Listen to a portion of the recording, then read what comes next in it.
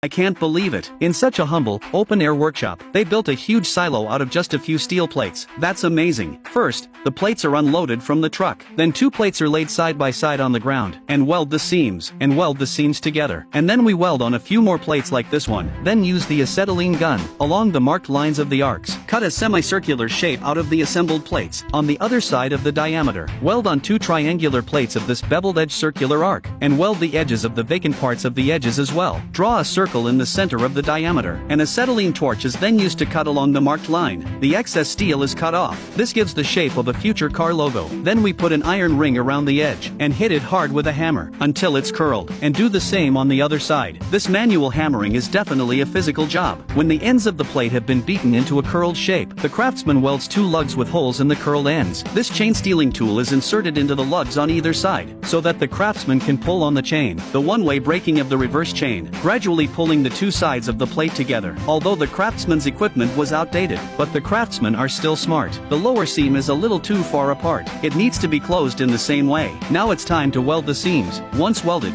you have a funnel shape, and then the inner seams are punched and welded, to give it a natural rounded shape. Next, another sheet of steel is fed into the rolling machine. The flat steel plate is rolled into an arc. The rolled steel plate is then fitted to the funnel, and weld them together. By doing this, the rounded steel plate is perfectly connected to the funnel. A steel plate is welded together, then the whole thing is rotated. The funnel is placed on its side. Then we get a rectangular ring, and center the ring on the bottom of the funnel, and weld the 2 together, so that the whole thing can be rotated at will. Then we started to weld the steel plate. The procedure is the same, by rotating it like this, welding a whole circle of steel plates. When the wall of the silo is finished, a ring is placed in the wall. This fixes the shape. The next step is to lengthen the wall. They do the same thing as before, the same way as before, without the aid of any large machinery. It's not easy to build such a huge thing, but for the craftsman, it was a piece of cake, so it didn't take long. With the skill of the craftsman, the walls of the silo were completed. In order to perfect the details of the structure, the outer joints of the wall are welded in detail. Then, using a rolling machine, some steel bars are bent, and welded them to the joints of the silo segments, to reinforce the structure. After welding a section, the silo is rotated, and continue to weld, until a full circle has been welded. Then cut the funnel where it meets the drum wall, to create a notch, and round the edges of the notch. Then the column is lifted, and welded to the notch, and weld them together. The other 3 sides are also fitted with columns, and make them symmetrical. And then we'll make a cover like this, to the top of the tank, and weld it in place. The ladder will be lifted up to the barrel wall and welded. At the same time a pipe is welded on, to ventilate and depressurize the silo. For safety, it's also necessary to weld on a steel ring fence. When all the parts of the silo have been welded, it's time to paint the whole thing. This blue paint is sprayed on the walls of the silo. It's not only aesthetically pleasing, it also prevents the surface from oxidizing and rusting. And that's it. A giant silo has been built. It's amazing. So here's the question. Do you think the quality of the silo made by this craftsman, is it as good as our mechanized silos?